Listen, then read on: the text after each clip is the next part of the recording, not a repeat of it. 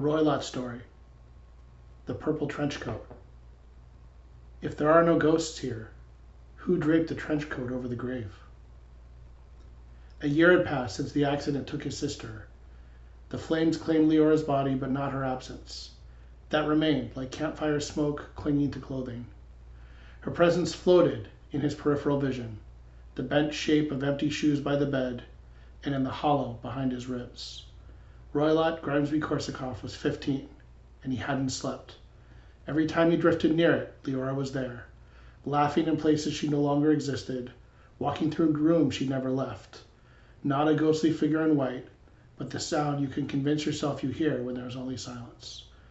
Just past 12:45 a.m., Roylot slipped out into the mist, taking his purple trench coat for warmth. The streets were quiet, except for the dim hum of service drones, the Charles River sloshing along its polluted shore, and the static buzz of outdated electric lamps. He wandered past the ruins of Boston University towards Kenmore Square. The city had half abandoned this part of town. Cracks split the sidewalks, buildings crumbled, advertisements flickered with worn, half-formed slogans. The 127-year-old orange neon Citgo sign still pulsed above it all, a beacon from a forgotten age of gasoline. It was ancient and glitching, yet still it buzzed with life. There was a boy. He was standing alone beneath the sign's reddish glow. Thin, pale, no coat. Just a shirt too light for the weather and eyes like glass. Roylot slowed. Something about the boy quieted the night. "You lost?" Roylot asked. The boy turned, slowly, mechanically. "No," he said, "just walking." He looked about 12, maybe 13. He was shivering. Roylot hesitated, then said, "I'm Roylot. I'm walking to Copley. Where are you headed?" "Same way," came the response. Roylot gestured, and the boy followed, still shivering. The trench coat he wore, Leora's trench coat, was the last thing of hers he still used. Faded, purple canvas with brass buttons, frayed cuffs, and a worn collar. She used to say it made him look like the anti-hero of an old 2D Joker film when he wore it. He moved it from her closet to his when she died, and tonight it felt like armor. He stopped walking and took it off. He held it out to the boy just like Leora used to hold it out to him on cold mornings. "Here," he said. "You need this more than I do." The boy accepted it without a word and pulled it on. The sleeves hung on him, one cuff turned slightly inward, just the way Leora always rolled it.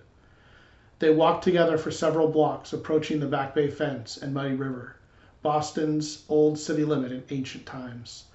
Their footsteps were lost in the wet hush of decaying city. Neither spoke. They reached the bridge where Commonwealth Ave crossed the river. Here, no lights worked, no signs remained. It was once a park. The boy stopped. "This is where I leave," he said. "You sure?" The boy nodded. "Thank you," he said, "for seeing me." He turned and stepped down the stone stairs strewn with trash. The boy disappeared into the dark underpass. The Citgo sign flickered, then went dark behind Roylot. The streetlights went out. It was 1 a.m., the city's curfew. Darkness. 2 days later, a woman came to Roylot's mother's door, her eyes red and voice shaking. "Your son was in my yard last night," she said. "Someone in your son's trench coat was just standing there like a statue, watching." Listening through the walls, Roylot felt something hollow open in his chest. The trench coat. "Karen, Roylot was here with us all night," his mother defended him. "I think you've mixed him up with someone else." "I know what I saw. A hooligan in that old purple coat," the woman retorted. "You need to get that child under control." Feeling an enormous emptiness overcome him, Roylot slipped out the side door and took off down Commonwealth Ave. He raced past the Citgo sign, not yet illuminated, and reached Back Bay Fence. The steps were there, leading to the muddy river hidden under the overpass. The old river ran above ground here, emptying into the larger Charles River through a culvert.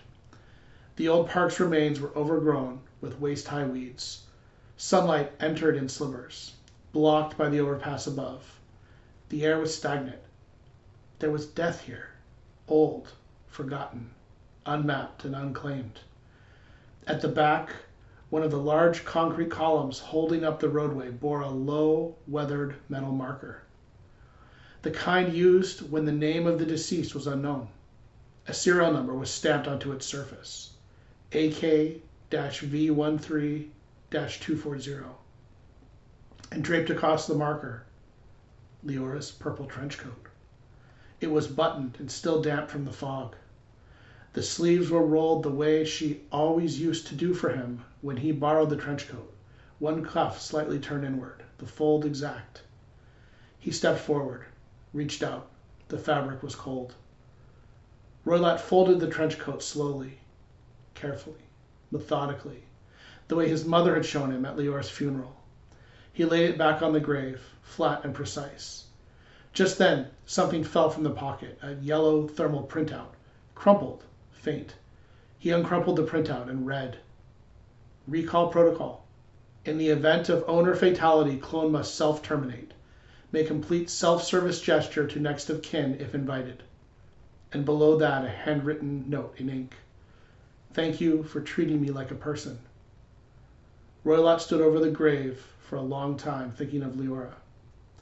The Sitco sign pulsed to life, faintly behind the concrete Commonwealth Ave crisscrossing overpasses. Dusk was coming. Somewhere from behind the decaying stone column holding up the bridge overhead, something unseen whispered his name. Roylot. Roylot turned without a word and stepped back up the staircase. He left the coat behind.